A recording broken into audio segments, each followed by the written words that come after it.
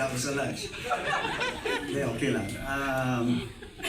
Well, the total cash prices, which Abe just texted to me yesterday actually, and it's been adjusted every hour, on the hour, upwards, I must say.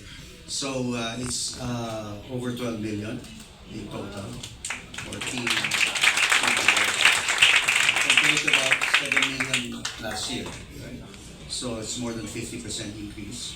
It's meant really to attract more cyclists to the event. Of course, to address the needs of the humbler portion of our population, and as well to incent foreign cyclists to this particular event. I think the more we face competition for foreigners, I think the better for the sport. Hindi lang tayo to, like in basketball, we have to open participation to foreign competition. And you should make the Philippines the focal point of cycling competition in Asia if we can. And we should strive for that.